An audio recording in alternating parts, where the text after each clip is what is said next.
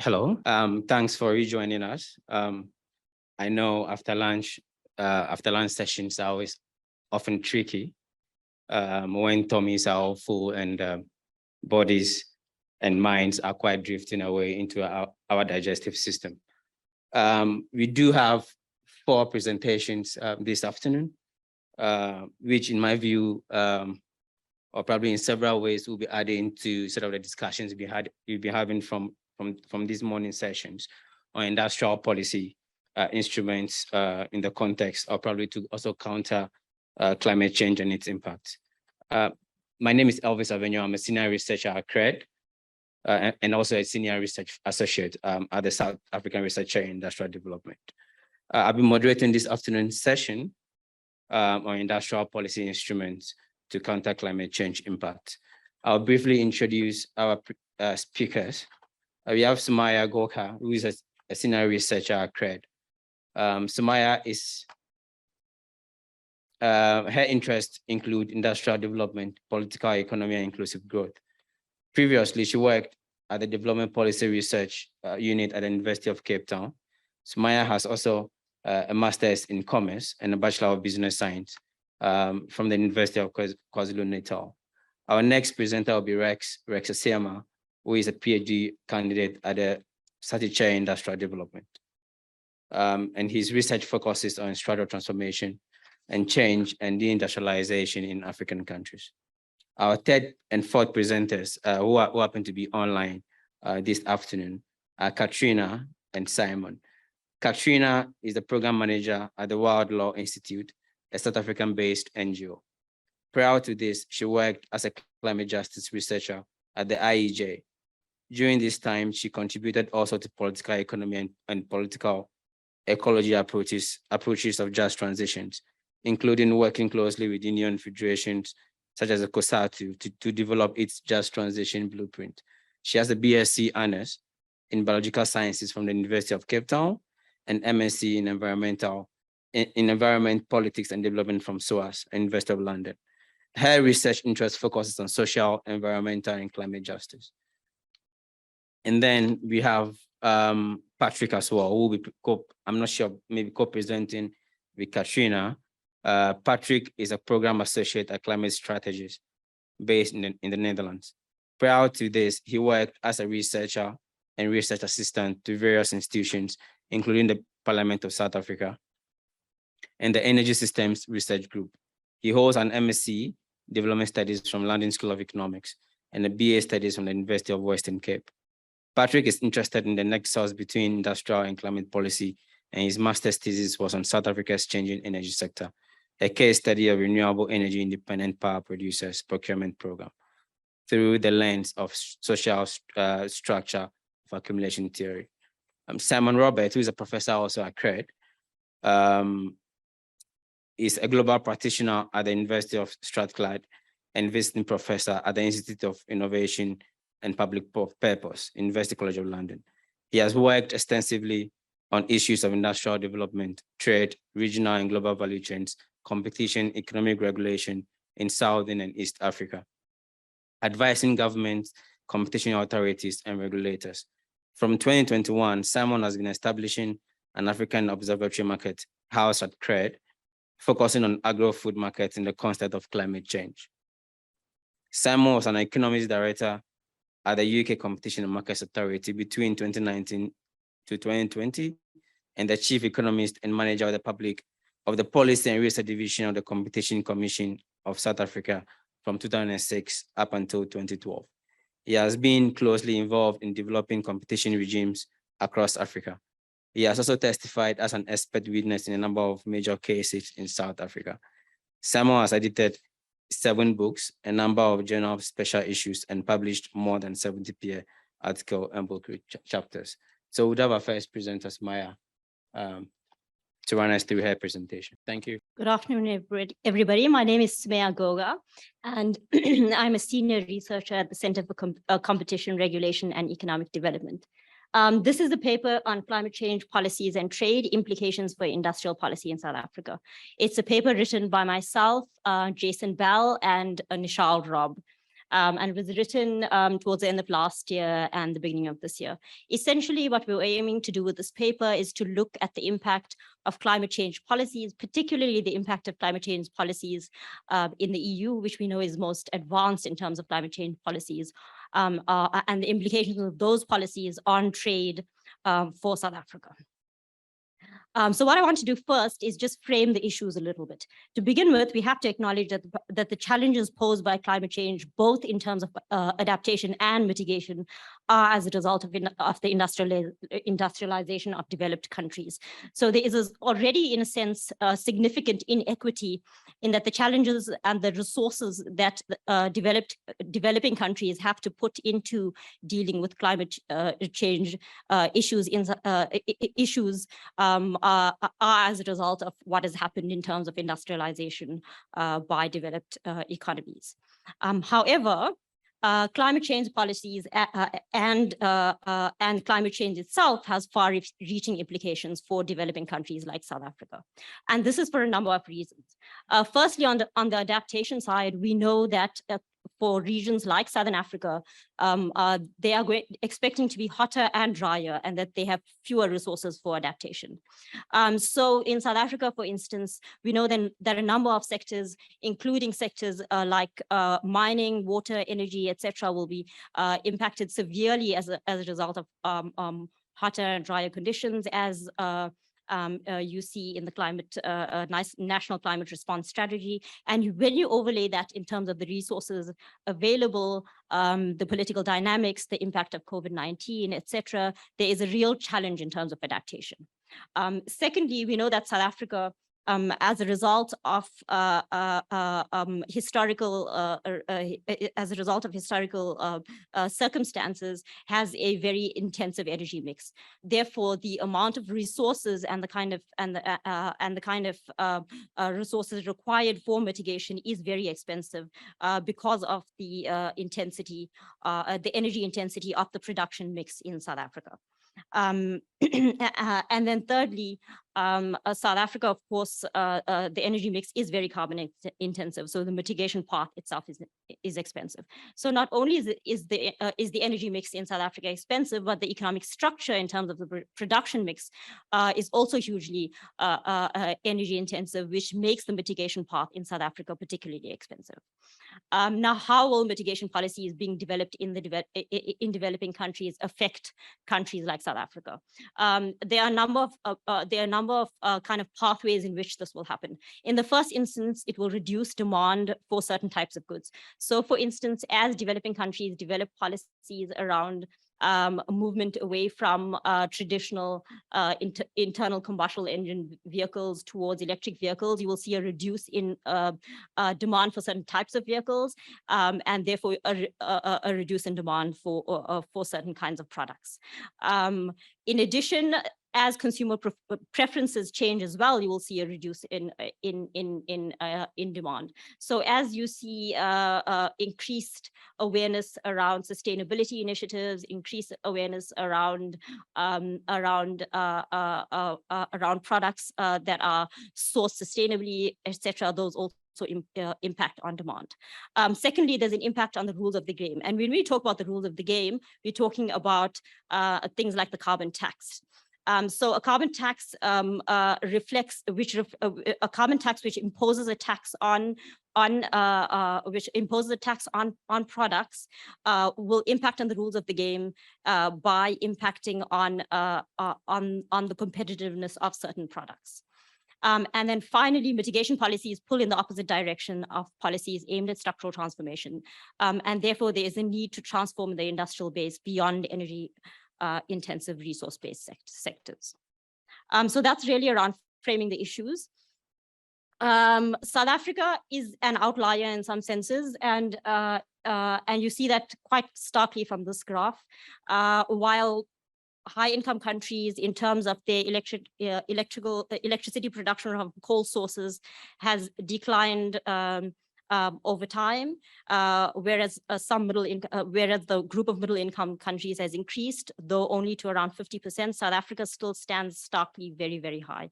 And so electricity production from coal sources stands at between above 90% for South Africa. Again, this underlines the fact that the mitigation part for South Africa is will be extremely expensive. Our paper touches on the fact that the mitigation path is both about an unjust transition and an unjust future. And when we talk about an unjust transition, we're talking about the fact that policies that result in the loss of both competitiveness and access to critical export markets pose a threat to existing productive capabilities. In other words, in trying to move towards in trying to deal with these mitigation policies, we may lose competitiveness, and we may also lose access to critical export markets, and that in itself poses a threat to our existing productive capabilities, and therefore our need to structurally transform. And therefore this leads to an unjust transition. In terms of an unjust future, if we do not have policies that equip developing countries like South Africa to keep up with green technological chains that lay the foundation for future productive capabilities, we will end up in an unjust future. In other words, if developing countries like South Africa are not equipped with the kinds of technological changes and the kinds of technological capabilities that allow them to develop capabilities, productive capabilities within the green economy, we will end up in an unjust future. So South Africa has both of these problems, as does other developing countries. So what is South Africa's problem in terms of mitigation and transition? And these are kind of two questions that we are asking. What are the implications for the competitiveness of South African exports as increasing climate policies through European Green Deal impact on mitigation? And this is important because the EU is a major trading partner for South Africa. As you can see from the graph, the EU share of South African total exports are increasing. And we'll show also later on, as we show our framework, that in particular products, the EU is a very, very important market for South Africa. So not only is the EU is a major trading partner for South Africa, but it is also most advanced in terms of climate policies in developing countries. So across the world, the EU is one of the most advanced in terms of putting in policies across the board, not just in terms of carbon taxes, in terms of electric vehicles, in terms of farm to fork strategies, which is agriculture, in terms of packaging directives, in terms of sustainability initiatives, really across the board, a whole range of initiatives coming in which impact across the board. But what we're trying to understand in our paper particularly is what the particular pressure points are in South Africa, and we're doing that by considering what South Africa's exports to the EU are particularly, and where the pressure points are, and I will come to that. The other question that we don't specifically deal with in this paper, but which we could also ask is, what is the impact on existing producers and jobs with the move to renewable energy, and what are the benefits for development of domestic capabilities? So in other words, there is a story that's not so positive, but there could be a question around what the potential opportunities may be as well, and I may touch on that a little bit as well. Okay, so EGD obviously stands for European Green Deal, and I'll just talk a little bit about what the major European Green Deal kind of policies are. So the European Green Deal EU policy is to achieve net zero emissions by 2050, launched in December 2019. Most of the measures are aimed at the domestic market and producers, but there are implications for trading partners as well. So there's a range of direct measures, most notably the carbon border adjustment mechanism, and then the move to electric vehicles. But there are also a number of other measures that come as a result of European Green Deal policies. These are changing consumer preferences, they're voluntary measures, they're measures that around labeling for food, they're measures around packaging, etc. What is also to be noted is that some of these are in the pipeline. In other words, this is a fast-moving environment, and as we move forward, we expect more and more of these to come on board. And so, for example, the CBAM, while it initially targets certain sectors, as you move forward, you might see more sectors targeted. In addition, while the CBM may initially target indirect emissions, direct emissions, in the future it might also target indirect emissions. So really a kind of a fast-moving environment where you might see this rolled out in a much more broad and comprehensive kind of way. So the most direct measure, as I said, is the carbon border adjustment mechanism. The idea behind this mechanism is to force exporters to pay a carbon price as local to pay the same carbon price as local producers unless they are equally carbon taxed or have already decarbonized. For the transitional period, the CBAM is for iron, steel, cement, fertilizer, aluminium, and electricity, since these are the root industries. The CBAM will reduce the competitive advantage of exports from developing countries with lower cost structures and shift the basis of competition from price efficiency to carbon efficiency. And so one of the important things about the CBAM is it will not only impact in terms of carbon pricing, but there'll be an administrative cost as well. In other words, producers will not only have to pay the price of the carbon tax, but they will also have to adjust in order to determine how to determine the carbon price, and so there's a huge administrative cost, especially for smaller producers that will then have to go through this. This is our framework, which is really what I wanted to show you guys. The idea here is to look at South Africa's main exports, and what we've done here is just pulled out the main exports to the EU, grouped into sectors, and the big sectors, they are basic metals and fabricated products, transport, vegetables, and prepared foodstuffs. We've ranked them according to some main indicators. The main indicators being importance of the EU market for South Africa. We looked at that in terms of export share as well as export value. And then the carbon intensity, and then the main products to the EU, and then whether they are affected by green policies. So essentially, we looked at all the products, but what I've pulled out here is just the main products, because these are the ones that stood out in terms of their impact in terms of EU policies. So from all the kind of top, I think we looked at top 50 or top 100 products. These are the kind of products that stand out, that will be affected by EU policies because of their exposure in terms of export share, export value, carbon intensity relative to other countries, as well as being affected by green standards and policies. This is a framework we'd like to kind of extend in the future. So as more policies come on board, we could look at whether other products kind of are added onto that. And the other thing we would like to do is to then look at specific products and value chains. So at the sector level, this is quite aggregated, because you can see we're looking at basic metals and metal products, transport, vegetables, and prepared foodstuffs. But we could also look at this at the product level and really kind of understand at the product level what the dynamics are in terms of these sectors, in terms of particular products. That's just a snapshot of some of the other kind of sectors we looked at, but those are not as important as the ones that I've presented. These are the, sorry. Yeah, so this is basic metals. As you can see, South Africa is relative to other exporters to the EU. South Africa is extremely carbon intensive. The steel sector, of course, is very important, as it received substantial support during the apartheid and the post-democratic era. The prevailing trend in the EU is a transition to greener methods of production. This will be affected by the CBAM because it is one of the initial products that's in the CBAM sectors. The pressure points here are around the fact that it's included. The other pressure point is that if they include cradle to grave measurement, which is indirect emissions, then that will be an even bigger problem in terms of being able to deal with the issues here.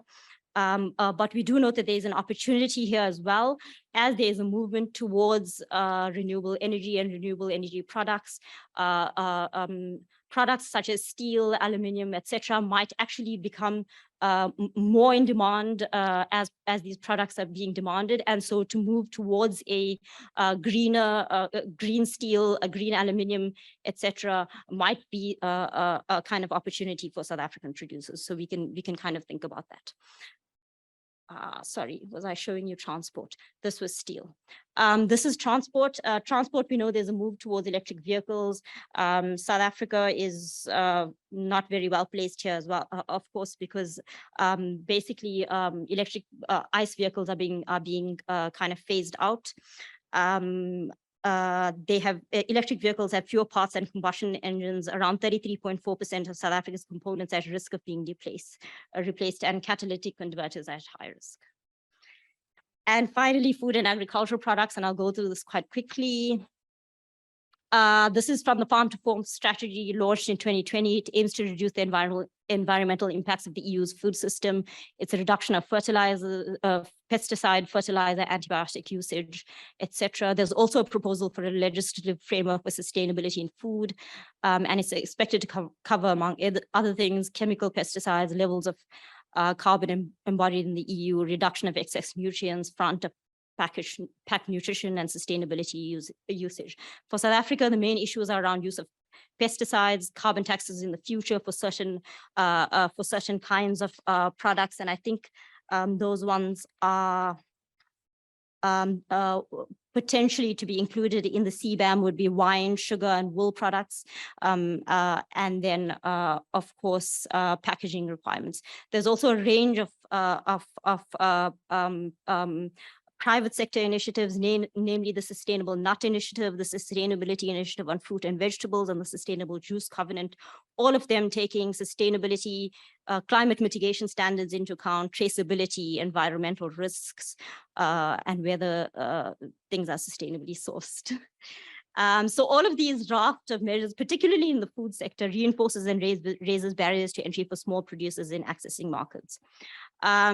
So the one point I wanted to make here is that while large producers are taking sustainability into account, it is in their interest to do so in ways that bolster their positions and shift costs into smaller producers. Finally, so we've gone through some of the vulnerabilities of South Africa's key exports into the EU market. Support is required to navigate these challenges, both in terms of mitigation, in terms of administration as well. There are some opportunities. As I said, there's opportunities around green steel, green aluminium. There's also opportunities if you look on the mining side around mining products that will be in further demand, but we haven't looked at that really here, but we can, we've talked about it a little bit in the paper as well. Thank you. Thanks, Maya. I know it's a very big paper, so thanks for keeping the time. The next presenter is Rex on technology-based industrialization amid balance of payment constraints, evidence from Morocco and Tunisia. Rex. Hello, everybody. My name is Rex. This paper is quite an exciting one as part of a PhD that has just been submitted. And special thanks to Kevin, who, is a long-standing student of Anthony Thewell. Thewell is well known for his views on what I'm going to talk about. Okay. So in order to be able to appreciate this empirical paper that I will present is based on a model well known in the economics literature, known as the balance of payment constraint model. And how we get to this point is by appreciating the value, appreciating the perspective that in the midst of all the problems, some of the environmental problems we have discussed here, industrial developments cannot proceed or cannot be implemented effectively if there are balance of payment constraints. If an economy is balance of payment constraint, essentially you are over-relying so much on imports relative to your exports, and you're not making enough foreign exchange revenue from what you earn. But skewing it and making it relevant in the case of the discussion around the just transition is just to say that the focus on technology-based manufacturing has recently come up in discussions in the literature because it contributes to green industrialization. So the argument is if you produce more technologically based manufacturing, you have lower emissions, and your environment is relatively safer, by Avenyo and Tregina, who is here now. All right. So the balance of payment constraint growth model is a key tool that we use in this paper to sort of demonstrate the importance of structural change in an economy while accounting for balance of payment constraints. Most of the presentations here focused on South Africa, etc., but we moved to Morocco and Tunisia for a number of reasons, and I'll explain. But versions of the model, several versions of the model have been developed over time, and for just clarity purposes, we focus on the simple and the multi-sectoral. Each one comes in with its advantages, which I'll try to explain. So the simple one essentially tells you that a country can sustain its long-term growth if it has a higher income elasticity of demand for exports and then a lower income elasticity of demand for imports. What does that mean? It means it has to be, the world income has to be responding more to its exports. People have to be demanding exports from that economy. And then its income spent on imports must be lower. That way growth, the long-term growth can be sustained. Several other scholars developed a multi-sectoral version, which is to argue that, yes, you can have a situation where your elasticities are at optimal level, but you will not be able to see the contribution of the different sectors in the economy to that aggregate picture. And that is how the multi-sectoral model comes in. So in this paper, we estimate both versions. The original version developed by Theo, which is the simple one, and then the multi-sectoral one, which was developed by Araujo and Lima, and then use data on technology and resource-based trade, because we realized that no one had spoken about that yet. And for that matter, there was no discussion around what is the situation in African countries as far as technology and resource-based trade is, and how that contributes to just transition situation. So Morocco and Tunisia come in because of their close proximity to markets to Europe, but more so because their data on technology and resource-based trade was quite reliable. So we went into that. We used their data to estimate the two models. So in equation one here, I present to you the simple version. And the simple version is based on essentially the epsilon and then the pi. And then the ZT sort of captures world income growth. But over time in the literature, new developments have come up. And as I mentioned earlier, the multi-sectoral version expands the simple version by including or accounting for sectoral composition in exports and in imports. Further extensions to the model have been done over time, each with different arguments and justification for including additional variables. But the most recent versions of the model focus on intermediate imports, which have become relevant because for developing countries, some in Africa, you would import the components and then export the final product. And when that happens, you say that you're using intermediate imports, in the course of trade. All right. Now let's go straight to the policy issues. Okay. So before the model can be estimated, you need to estimate the long-run income elasticities of demand for exports and imports. And from a policy perspective, the model basically tells policymakers that if you have, at an aggregate level, if your income elasticities of demand for exports are higher and your income elasticity for demand for imports are lower, then you're on a sustainable path and preserving long-term growth. If that's not the case, then your balance of payment constrained, and whatever industrial development policies you are running may not yield as much fruit. Okay.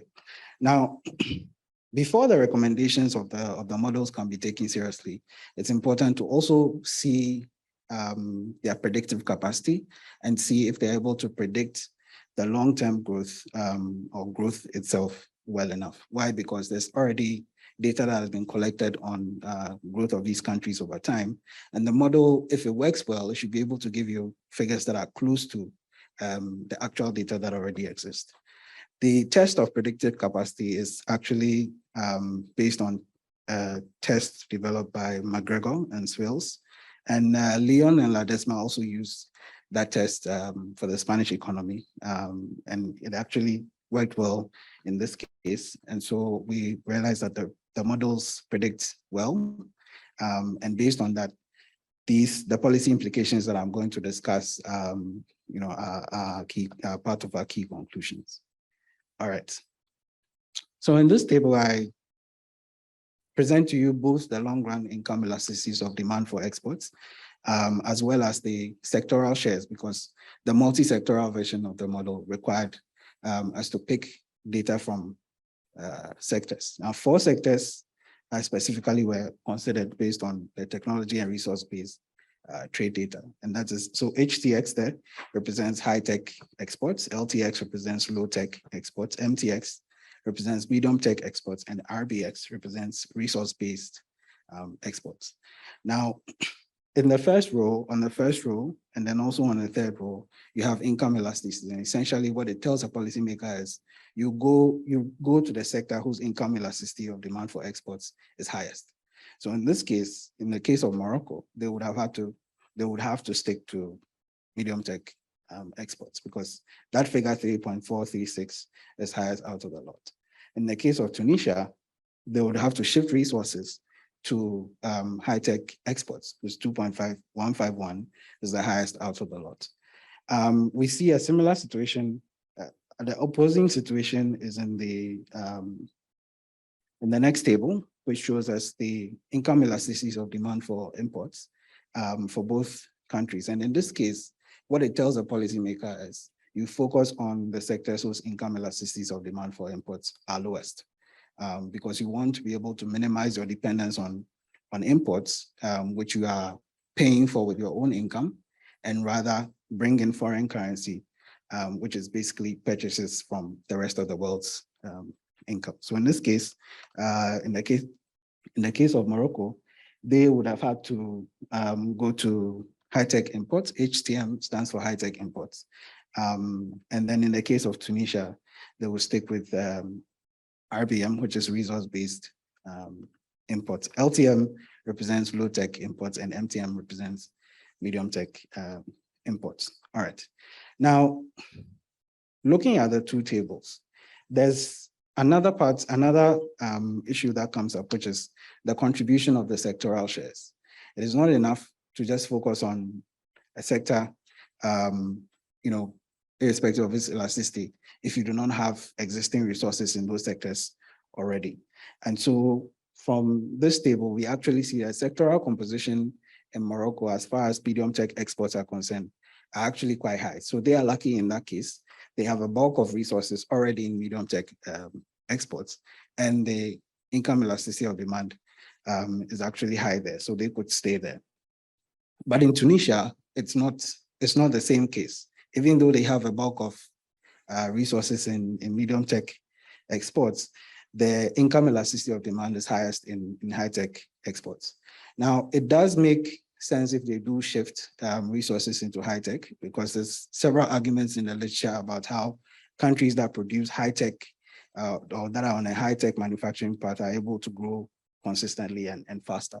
So we see that there is scope for structural change in the case of Tunisia to that point. In the case of the exports situation, Morocco could stay in high-tech imports based on what the model says. And in the case of Tunisia, they could also stay with resource-based imports. The other solution, or the other alternative approach, is to go to resource-based manufacturing, because the resource-based exports elasticities are also quite high. If you take out the medium tech exports for Morocco, and then the high tech for Tunisia, resource-based exports could also assist them in this case. All right. So just to wrap up, the key takeaways from this exercise is that going along a path where you're pursuing export-led growth is still relevant, but more importantly, looking at it from the perspective of technology-based manufacturing. The key aspect for policymakers is the tools you use to do the shifting from one resource to another, and that is how industrial policy comes in. If you are pursuing technology-based manufacturing, it contributes to green industrialization, and that can enhance your speed on a green path. But since this evidence is just for Morocco and Tunisia, and with some of these implications that I mentioned, other African countries, may draw lessons. Obviously, there's a gap in terms of doing additional work for other countries as and when the data becomes available. But beyond these are managing balance of payment constraints better, because that isn't going to go away. Even if we talk about the just transition more in event we'll need to address a problem like that. Okay, thank you. Thanks, Rex. Our next presenter is Katrina and Patrick. I'm not sure if they are online. We're here, thanks. Thanks so much. Good afternoon, everyone. And sorry we couldn't be there in person today, but thank you to TIPS for having us online and for the introductions.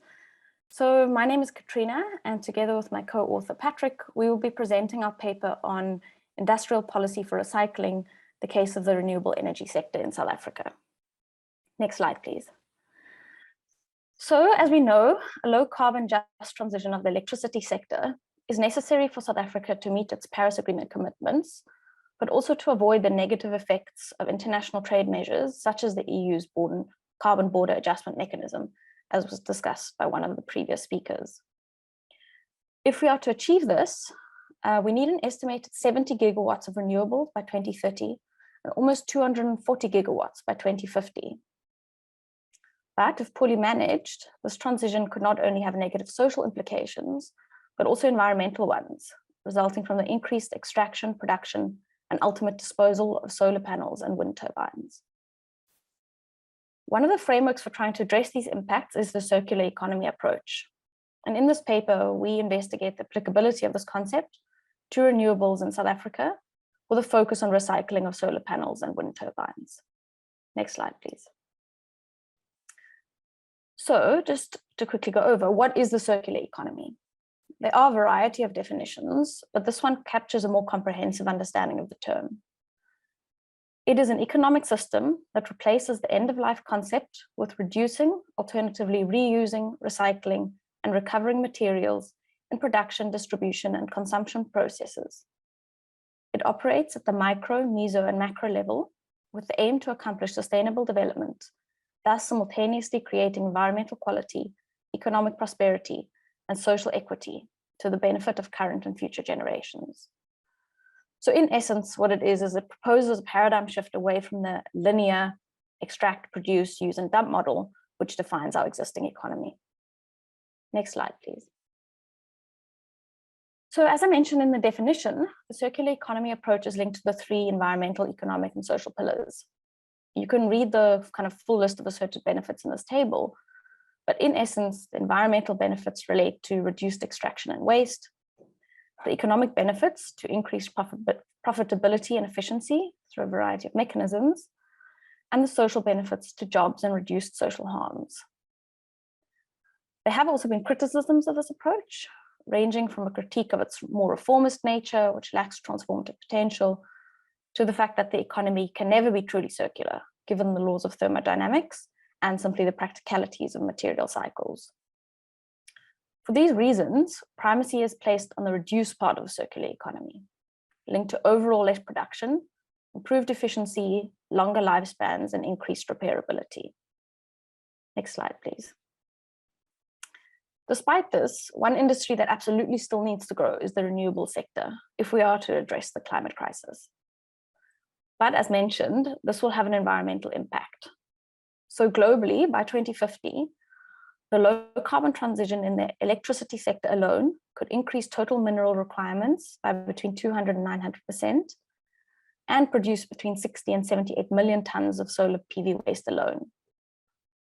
So in order to minimize these impacts, we then explore the possibility of recycling within the South African context. Next slide, please. So first, I'm going to briefly go through the structure and materials of both solar panels and wind turbines. So here we have solar. As you can see in the diagram, we have an aluminium frame that holds together a layer of glass, an EVA encapsulant, which essentially acts as the glue, the solar cell itself, a plastic backsheet, and then the junction box. So these are mounted together onto an existing structure, such as a rooftop, or onto the ground using aluminium or steel, as is the case in most utility scale systems. So the solar cell itself is typically comprised of a crystalline silicon, which is embedded with silver contact lines. Although there are other types, silicon cells make up the vast majority globally. So the cell is the highest value part of the panel and the hardest to make, and China dominates this market at the moment, producing more than 95% of all globally. But more than 80% of the weight comes from the aluminium mountings and frame and the glass, both of which can be mechanically and relatively easily separated, and there are well-established and existing recycling industries for both these materials in South Africa. Recycling the rest of the panel has proved to be a bit more difficult because of how the layers are glued together. And doing this is necessary to access the higher value, and in some cases toxic materials, such as the silicone, silver, and lead. But it's not impossible. So there are numerous experimental techniques which have been very successful and that are now reaching their commercial stage. Up until now, this has been inhibited not only by the high costs, but also simply due to the lack of available PV waste. But this is changing rapidly as more and more solar panels are reaching their end of life. Next slide, please. I'll now briefly go through wind turbines.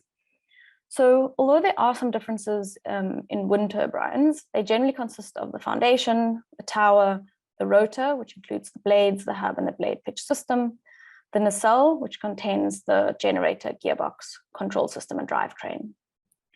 So the main materials here are concrete, steel, glass or carbon composites, iron, copper, aluminium, and polymers, as well as some rare earth metals, which are needed for the magnets. Of this, between 80 to 90% can be recycled. Things like concrete, steel, and certain metals are easily separated and recycled, and there is existing capacity in South Africa. Recycling of the kind of composite materials and the magnets is harder simply because separating out composite materials is quite complex. But there are potential processes that have been developed, which include looking at the redesign of blades themselves. And I'll hand over to Patrick. Thank you very much. For recycling to be effective, meaning it reduces the burden on landfills and incinerators, reduces environmental destruction linked to extraction, and reduces our reliance on a finite supply of depleting materials, it is necessary that primary production is displaced. This underpins the relationship between recycling and production, as materials recovered through recycling need to have an existing manufacturing process into which they can be fed.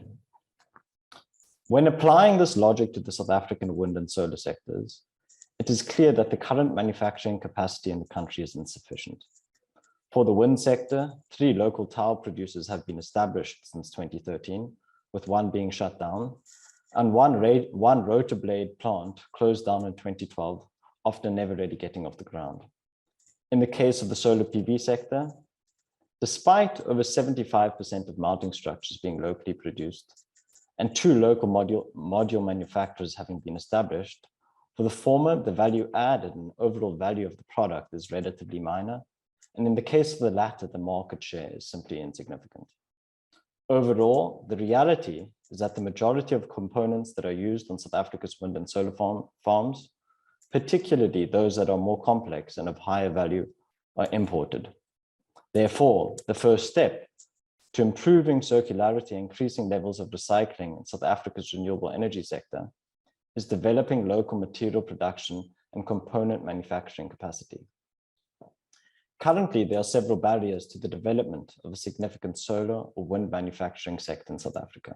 These are market uncertainty, Eskom's lack of renewable energy generation capacity, which has limited the potential for green public procurement, poorly designed and implemented local content requirements, which have created numerous loopholes, a lack of technology transfer and skills development, and inadequate support for local manufacturers. To overcome these barriers, a combination of the following changes need to be made. There needs to be improved and more detailed local content requirements specifying what products should be produced locally. Eskom should develop its own renewable energy generation capacity. Import tariffs need to be implemented to protect local industry from imports. Effective conditional incentives for local manufacturing and procurement are needed. Financing mechanisms should be established so that access to finance is not a barrier to establishing local capacity. Mechanisms need to be developed for transfer and skills, for the transfer of technology and skills, and the development of a state-owned manufacturing capacity should be considered for select components, especially where the private sector isn't willing to take the risk and go into those industries and set up their own manufacturing capacity. However, these measures alone, while providing the industrial base for localized wind and energy sector, do not guarantee circularity and increased recycling capacity. They need to be coupled with further policy tools and interventions, including structural changes to the sector, which would improve waste management and recycling infrastructure and processes. Adjustments across the value chain, which would conditionally incentivize and compel use of recycled materials, development of recycling capacity, and an improvement in product lifespans. A regulatory framework is also needed, which would establish clear standards as to what constitutes a recycled material, develop standards for recycling processes to avoid harmful practices, and is able to monitor and report on progress towards achieving circularity. Market regulation is also needed to, for example, ensure that there are no rapid fluctuations in local scrap metal prices because of global market conditions. And finally, emphasis will need to be placed on research, development, and knowledge acquisition to improve product design and manufacturing and recycling processes. Because the lifespan of wind and solar farms is 20 years, meaning decommissioning will only begin in 11 years, and it could take up to 20 years before there's enough waste to recycle at a significant scale, we do have time on our side. Nevertheless, this time cannot be wasted, and the breathing space allows for a long-term approach to be adopted, with policies tested and implemented gradually. In addition, a large part of the required industrial capacity needed and the associated infrastructure can then also be designed for purpose from the ground up, instead of having to be retrofitted, as is the case for countries that have significant existing capacity. In conclusion, wind and solar PV energy systems can be recycled, and there is the potential for circularity in South Africa's renewable energy sector. To realize this, we need to incorporate manufacturing and recycling into the strategic focus and objectives of South Africa's energy transition. This will require a strong, long-term industrial policy to develop South Africa's wind and solar manufacturing sectors and the integration of circularity considerations from the outset, all of which will in turn enhance the country's industrial capacity, diversify the economy, create sustainable jobs, and minimize the negative environmental impact of the renewable energy sector and the clean energy transition. Thank you very much. Thanks, Katrina and Patrick. Our next and final presenter is Simon Roberts. He's also joining us online. Thanks, Elvis. Thanks very much, everybody, and sorry for the delay. I think this paper fits nicely with some of the other papers that have come before. We're focusing on particular challenges around linking renewable energy, solar and wind, through to green hydrogen. And we're pointing to particular questions around the regulatory framework that we think needs to be addressed and need to be addressed really urgently, including learning lessons from our energy regulatory framework and the record of it over recent years. It builds on quite a lot of other work that colleagues have been doing at CRED, as well as colleagues of Antonio have been doing over the years. So I mean, and I'm sure everybody's aware of this, but just to highlight, in a sense, South Africa's endowment, historic endowment in coal provided the basis for the energy-intensive growth path. But we've also actually got an endowment in terms of renewable energy, which is similarly good relative to many other parts of the world. So in actual fact, if we look 10 years ahead, for example, when industries such as cement, steel, basic chemicals we're expecting to have pivoted, then if South Africa links up the renewable energy to green hydrogen, we should be in a similar situation we were with coal. But doing that means kind of a joining up of the industrial policy type measures that have been discussed already with the regulatory measures that govern energy. And at the moment, our energy regulatory system is a patchwork, which is not is frankly not effective at all, and certainly isn't effective for a rapid transformation. And things are, the regulatory changes globally, the requirements such as the CBAMs in Europe are going to start accelerating, coming in very quickly, I think. And so we urgently need to act now around this, the regulatory system as well. The other thing that's critically important is that there are big scale economies and learning effects in the solar and wind areas, particularly. On the left-hand side is data that links that maps the scale and with costs, and on the right-hand side, the learning effects that we've seen from onshore wind and solar. That means that if we commit to these things, we can achieve these learning effects and scale effects. If we don't commit to, we have these little piecemeal initiatives all over the place, we don't get those benefits. And right now, what we're seeing is the plans that are being put in place aren't realizing those benefits. Essentially, we're not even planning we're not even planning to kind of for the changes that we know, in fact, absolutely have to take place in the next decade or so. And it's really about, as we've seen, it's really about 3 or 4 major industrial sectors. And these are really important sectors for South Africa, and they're tradable. So, I mean, we don't really have a choice for doing this, but we're still sitting around thinking that we do, and maybe things will be okay and we can drag our heels and lag developments in the rest of the world, not recognizing that we have this potential for a very low cost base.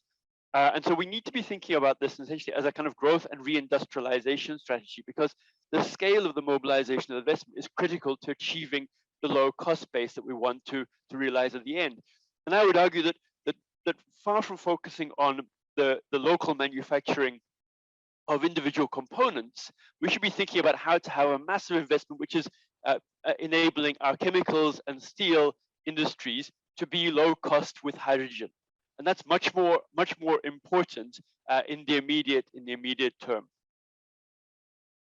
And just to show the kind of projections that there are for what needs to happen to achieve targets, although I think people think we want to achieve the target of 1.5 degrees anyway, but in looking at these industries, the chemicals and steel industries, what has to happen to their emissions over the next 2.5 decades or so. And I think it will have these changes will likely be brought in more quickly. So we know this needs to happen. We know this needs to happen soon. And this shows the kind of paradigm change that we have to make. At the moment, we regulate individual pipelines differently from electricity. And then we have industrial policies around the industries that use that. So we don't even regulate parts of the energy system holistically.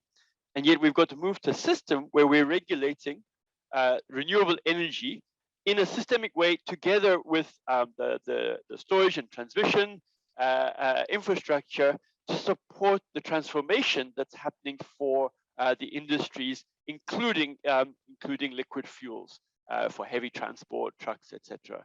And so we need to be thinking about this patchwork that we've got at the moment and redesigning it so that we actually have, we've got a credible offering to industry and investors that will be looking at coming in. One of the biggest things that have been raised by investors internationally as well as in South Africa is that they just don't believe the state is credible, that they just don't believe that there's any credibility behind the kinds of plans that are being put forward. And we can see this credibility in terms of the costs that are being projected. they're not low cost, they're high cost relative to where they should be. We have a narrative, though, which is not about creating inclusive growth in terms of this reindustrialization strategy, but it's still very focused on mitigating the harm in terms of lost jobs in coal particularly, and it's putting coal opposite renewables.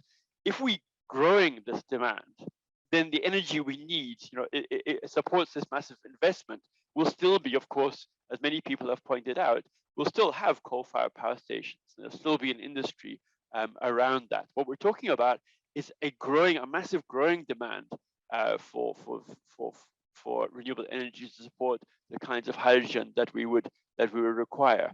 The hydrogen value recommendations reflect the fragmentation of the state and basically trying to bypass the government and the lack of credibility in the plans that have been put in place on the table, because while the path for the costs of hydrogen from 2025 through to 2030 on an average basis for solar and wind going from $3.50 to $5 down to around about $3, the plans in the hydrogen valley say we are predicted transitioning only from $5.50 to $6.10 down to $4.70 to $5.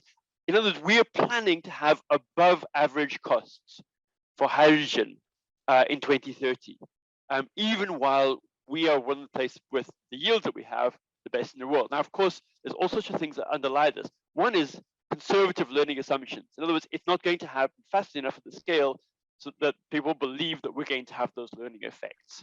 The scale is also not going to be as big as it should be.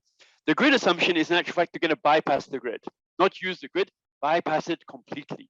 So the assumption there is also high cost. And the corridor is not based in the areas with the highest yields, of course, because there's a big gap between, or big distances are involved between the areas where some of the industries are and the higher yielding areas in terms of renewable energy. So in all of these different areas, we're not planning to realize the potential. Now, to realize the potential does require these massive investments in the grid and a regulatory system, which will give investors the comfort and the confidence to make those investments that have got a multi-year time horizon. And that's just simply not happening at the moment. We can see this in terms of the predictions that are being made. Now, many people here will know more about the details of things, and I'm really keen to learn more about what's behind some of these assumptions, or what might be done differently. But even the hydrogen corridor, it seems to me, raises the question as to what our best steel plant to pivot to green hydrogen is in Saldanha Bay, but this is not part of those plants. So we know that part of this is the regulatory framework is not fit for purpose, and regulation in a sense needs to lead, not follow. This is European Investment Bank has done a survey of investors very recently, earlier this year, which highlights the need for a regulatory system that believes that investors can believe in and they can make their business plans on. We have a regulatory system that is not working even for, and has not worked demonstrably even for the electricity generation and some of the other fuels that that it's been meant to regulate anyway. It's demonstrably not worked in terms of incentivizing investments. We've had underinvestment, all the power shortages, etc., very skewed pricing, and has not realized those changes that are required. Ongoing decades-long battles over gas prices when the infrastructure was built by the state and negotiated by the state, for example, as well.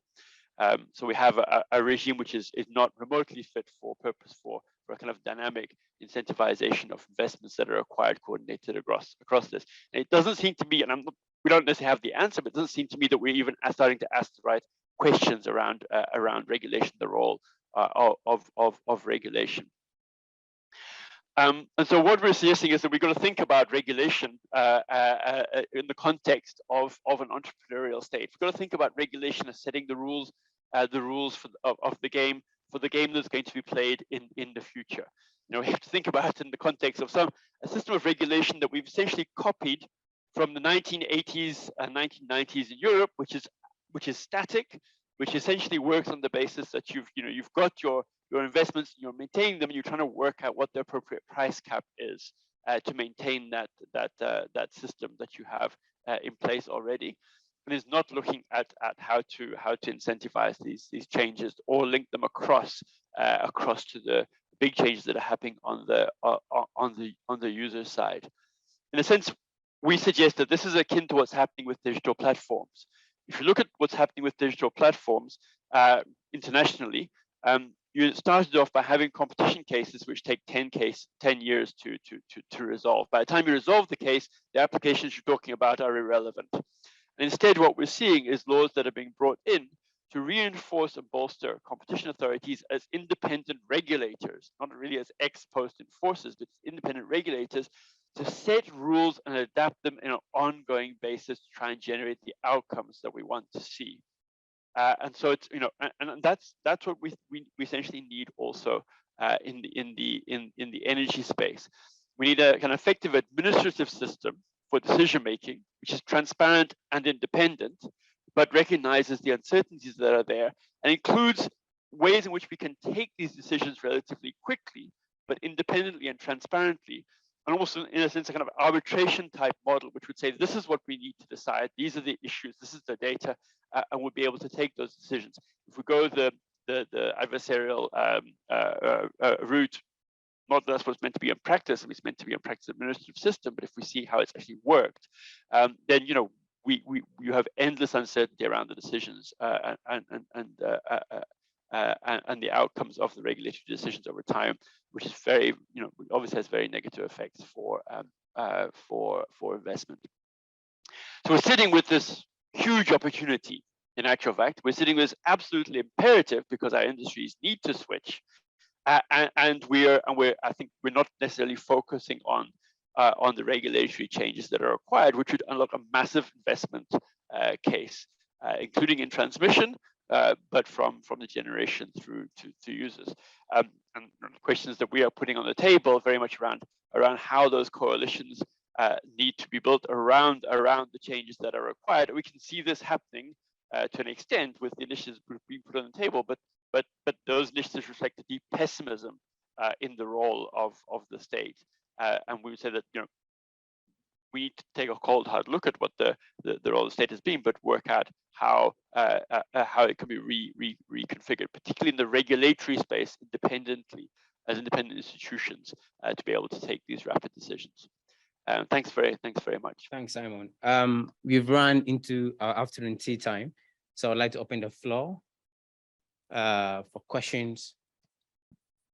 So we have one question here, two, any other?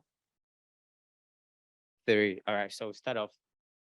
Yes, Mr. Ash. I've got a quick question for Rex, and I really like the work on balance of payments constraint growth.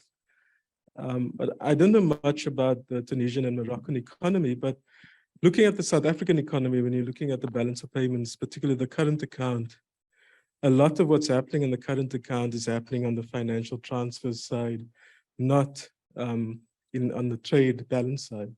And a lot of our, even though we've had trade surpluses over a number of years, there've been many years when we've had a current account deficit.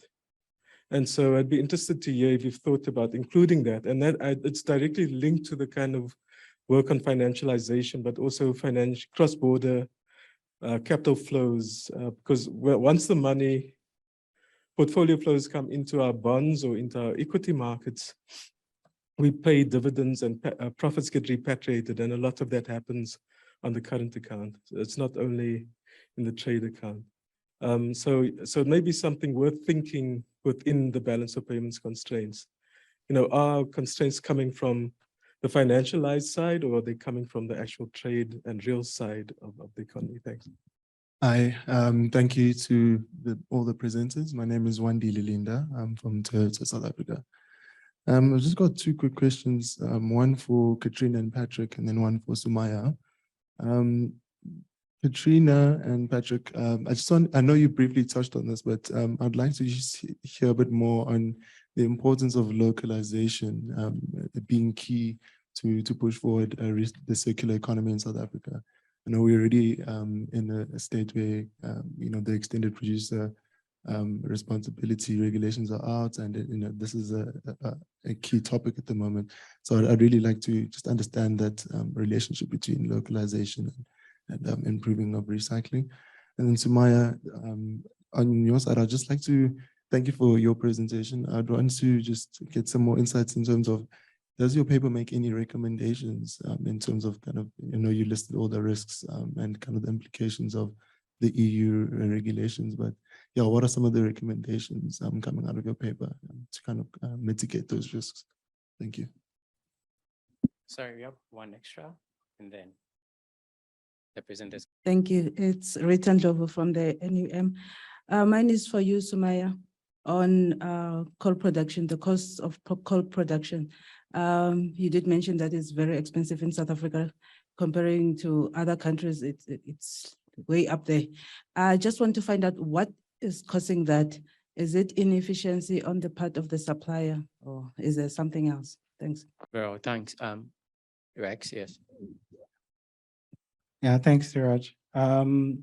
Yes, there's a capital flows induced version of the balance of payments.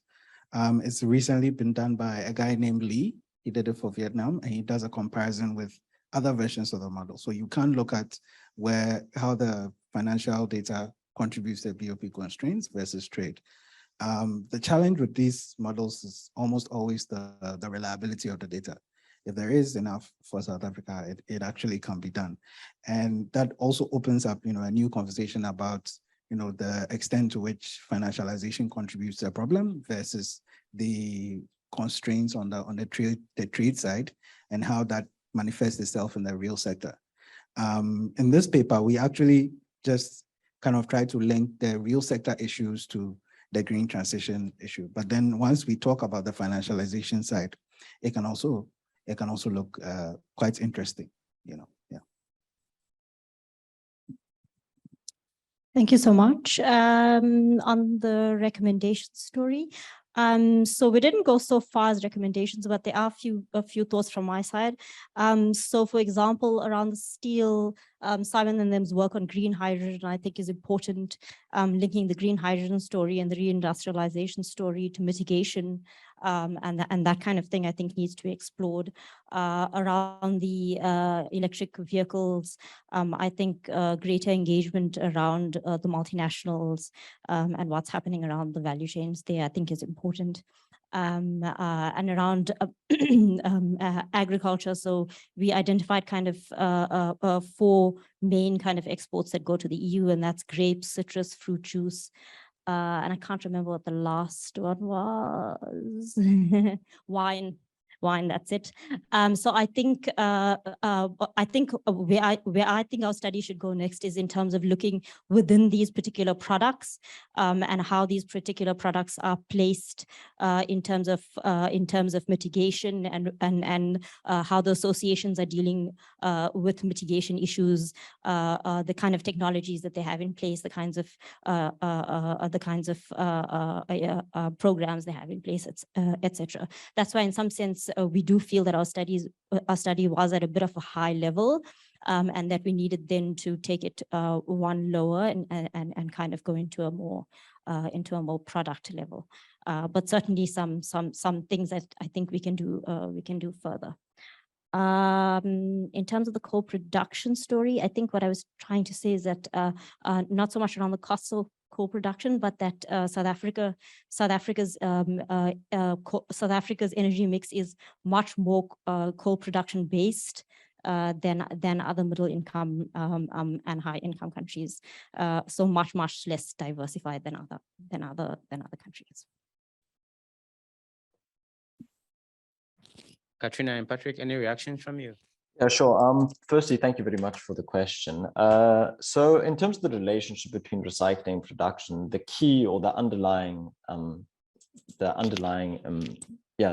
main thing is that you have to have existing production capacity into which you can insert the recycled materials, or at least the point where you can add the recycling materials into. So for example, to be able to recycle steel wind tower, you have to have existing steel plants that can then recycle recycle the product. And then furthermore, down the value chain, you need existing capacity to take that steel and turn it into a wind tower, a steel wind tower, and then it can be used again on a wind farm. So that's really the underlying link, that if you want to displace primary production and manufacturing, you have to have existing capacity in place. I don't know if Katrina wants to add. Yeah, maybe just an important point. So I think, in theory, circularity can kind of be achieved at a global scale. So, we could import the produced products and then export the waste again to be recycled elsewhere so that it can feed into a production system elsewhere. But doing that, you lose a lot of the environmental benefits. So, I mean, you have huge energy costs associated with that, but also the social benefits, job creation, etc. That could occur in South Africa. So I think kind of when you're thinking about circularity in a more holistic sense, it's important to think of things such as kind of the scale of that circularity and also the tightness of it, and to what extent that can be prioritized, because when you end up simply importing high value products and then exporting kind of high value waste essentially at the end, kind of where does that leave South Africa it kind of in the long term, and it's kind of industrial capacity, productive capacity, etc. I hope that answers your question, but I would encourage you, of course, to read the paper because we expand on that a bit more. Thank you. Simon? Thanks, Elvis. I mean, there weren't any questions directed to me, so I think I'll leave it there. Okay, thanks. Do you have any questions in the chat? Please go ahead.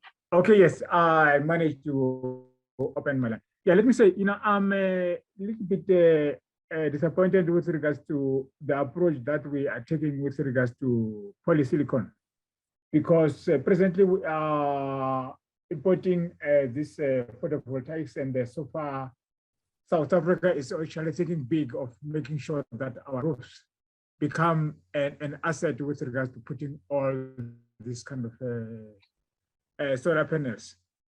But now we are not manufacturing them. And as is now, we are sitting with a polygon mine, which does create silicon to some extent, but not of high grade that can be used in a manufacturing. So for a while, I don't know why is government not taking that direction of making sure that we end up PPCL, because we are sitting at our shore. And secondly, of course, there is aluminum that is produced in Richards Bay. So this, to me, I'm seeing as a direction that can be put together and also alleviate our kind of energy strain that we are sitting with on ESCOM. And that, I think, it can actually cut down our load shedding to some extent. So I don't know if there's a way in which we can actually populate this idea or within a government saying that, guys, we need to look at manufacturing our own if we really have to make sure that we can go big with regards to the use of our sun to create more kind of energy. Thank you. Thanks. Simon, would you want to react to that quickly? Sure. I think if we look at where we are now, we should have been developing these industries 10 to 15 years ago. Instead, what we've done is we've made announcements, and then people have invested in wind turbine plants, and we haven't followed through, and then they've closed those plants down. As a matter of fact, we've actually undermined the investment in local manufacturing capacity through this stop-start process and lack of regulatory certainty. So first, we've got to decide to have the regulatory certainty and say, this is what we're going and this is the direction we're going in, so that people will actually believe the state. Because at the moment, people don't believe anything that is said. They only believe actions. So if we're going to do this, we have to have the actions which show that you will connect those plants to the grid. Otherwise, people will not develop the capacity to build the wind turbines, etc. And you won't therefore have the manufacturing to do that. Why would you develop the kinds of steel that are required for the wind turbines if you don't think that the plants are going to be built on the scale that they're required to be built, because you're not sure whether they're going to get connected? So the linkages are really, really important. The second thing is, I think, if we want to protect the industries, we will have high cost electricity, we'll have high cost hydrogen, we'll have a higher cost base for our steel industries, our chemical industries. We've got to really decide whether we see the main benefits in the backward linkages, or whether we see the main benefits in pivoting the whole economy towards a low cost base from the potential yields that we have. And we're suggesting that in actual fact, the main focus should be on realizing the low cost base for the whole economy around linking it up. And we should also be then thinking about using that demand to generate linkages backwards. But if you don't do that, you don't have the size of demand to start off with. And it's, you know, and there's lots of potential for the local level to develop local businesses linked to municipality, to link to people on the ground that are building these things, cluster initiatives, etc. But you don't have that without the investment in the grid and the demand coming through. None of that's going to happen because of where they are physically located relative to where the demand is physically located. Thanks, Simon. I think we can end it here. We've had a long session. I think we've had four very interesting and insightful presentations that probably have recommended several industrial policy instruments that could help us to counter the climate crisis, from going green in terms of specific industries into exportation of tech-intensive products, to going circular, and also trying to formulate very integrated economic regulations that are fit for purpose. So thank you, Sumayya, Rex, Katrina, Patrick, and Simon for the presentations. I know these issues are complex, and we are going to have these discussions over and over again, and I hope that we find a solution to some of the core issues that we are facing today. So thank you very much, and thank you for having patience with us.